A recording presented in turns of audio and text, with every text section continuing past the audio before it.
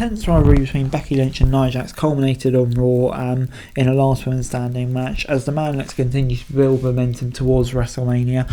But yeah, there's also lots of other stuff on the card as well. And we started this week's show off with Jey Uso, who called out his brother Jimmy Uso, called out Jimmy and made their WrestleMania match official. Jimmy joined his brother in the ring and after a few disrespectful words found himself on the receiving end of a right hand from his twin. A distraction from Solo allowed the heel to retaliate and set the stage for a 2-on-1 beatdown. Cody made the save and stood tall alongside Jey to close out the opening segment. It was great. The Usos were telling a story easy enough to understand with a great passion for them both and a crowd that is eating it all up. The match at WrestleMania 40 may face questions about their in-ring chemistry together, but all of the other places are in case for a classic. And yeah, like I say, really can't wait for it. Love it when real life siblings come to blows like this. But moving on into DIY versus the Creeds, Tommaso and Johnny are heading to WrestleMania for the first time in their career, defeating the Creeds. This was an action-packed in-ring opener which built gradually before unleashing a series of near falls and false finishes, culminating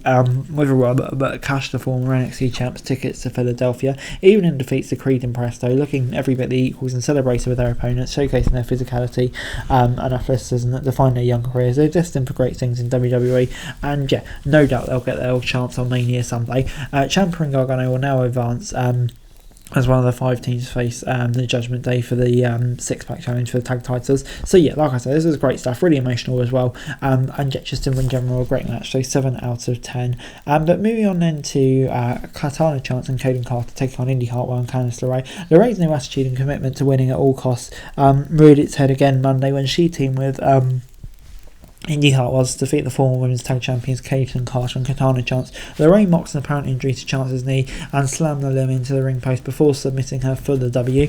The new LeRae is a welcome change of pace. The Poison Pixie was aimless since her return to WWE, and there's a clear plan for her now. Hartwell's hesitant to fully embrace the action of her teammates suggests there may be a split in the future, but I think that could work, and in a different direction could work. So yeah, on the whole, gets a 6 out of 10 from me. Cody Rhodes then saw the Rock concert stick from Friday night and raised him a seething promo in which he talked backstage politics, how unfazed his mother was by his rivals' threats, and how he blasted the Great One with some emphatic statements. The handcuffs were off, and this was the American Nightmare sporting a black suit that represent the darker more serious tones of his words, and that was engaging in his feud towards WrestleMania. Paul Heyman interrupted the proceedings and laid down the challenge to Rhodes. Roman Reigns will show up Friday night for their face-to-face alone, but the 2-time Royal Rumble winner must also arrive alone. Rhodes accepted this and was probably the best promo today as they drive towards not only that tag team match but of course the one-on-one match. Before it was time for Ricochet against Dominic Mysterio in a match made during a backstage tournament when the Judgment Day all chastised JD for failing to beat him last week in a gauntlet match.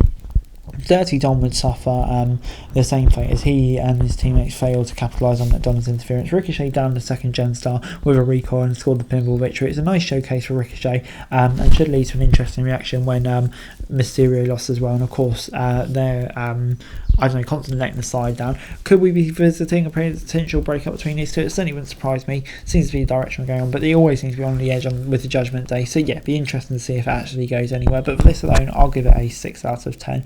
Before it was time for Sami Zayn and Gunther signing the contract for the IC title match, Zayn reiterated people have questioned his ability to be a champion throughout his career and reminded fans that the Usos probably thought he could never be the guy to end their historic reign a year ago too, but he did. He vowed to defrank Gunther, who dismissed him in response, promising his dreams would face an unfortunate reality in Philly, telling him deep down he knew he couldn't win. This was a strong in-ring promo with fiery mic work from Zayn's and overconfidence from Gunther that will only benefit Zayn and his underdog from the underground character at WrestleMania. So yeah, for me worked well, and you know, with Chad Gable you still feel like he's going to play an important role in this story too, so yeah, you feel like there's a lot more to come, but yeah, good stuff. Before moving on, we've got the Awesome Truth taking on Indus Sher, and the Miz and R-Truth will be one of the 5 teams at WrestleMania. Veer and Sangha dominated, overpowering Miz into a hot tag to Truth sparked the babyface comeback. An errant elbow from behind Truth sent him backwards on Sangha, who just enjoyed a Truth to Texas skull crashing finale combo for the fluke pin. It would be nice to see the babyfaces score a decisive win, especially since there was no reason to protect Indus Sher, but the nature of the victory at least fits a comedic presentation of truth, so there was that, if nothing else. But yeah, on the whole, it gets a 5 out of 10. I thought, it's quite a weak match. Obviously, there was no doubt who was going to win this, based on the story, and R-Truth and Miz likely winning the titles. So yeah, didn't really click for me this week. But Seth Rollins and Drew McIntyre then came face to face in the middle of the ring ahead of their WrestleMania 40 clash. Rollins admitted to being a spotlight junkie, telling McIntyre every time he stepped through the ropes, here's his fix. He brought out the tag title match with Cody against The Rock and Roman, which Scottish Warrior took exception to. He questioned why the focus could not be on them and why they would rather win the world title when Rollins needs to involve himself in something that didn't concern him. The Visionary said McIntyre was wanted the spotlight since he won at WrestleMania main event in front of an empty arena, and then proceeded to fumble ball. Rollins thrives under the bright lights and will do and pay. This was great back and forth that saw Rollins drop the gimmick and be more serious, and that's exactly what we need to really elevate the feud. Before it's time for the New Day versus Alpha Academy, and the New Day got the win to head to Mania. Kingston and Woods overcame the bowling ball Kofi's fighting through the punishment caused by his power to score the victory. And yeah, Kofi going back to the scene of his World Heavyweight title win in 2019 would be great. And yeah, as great as New Day are, the momentum's not on their side, but I think having New Day in a match like this will always work. It's a shame for Alpha Academy because they've been great recently, but I think there could be a long-term storyline there with Gable and what he's doing with the IC title scene. So yeah, for me it worked quite nicely and gets a 6 out of 10. Definitely intrigued to see where it goes. Before it was main event time, the last women's standing match between Becky Lynch and Nia Jax. Becky Lynch settled her rivalry with Nia Jax, defeating her.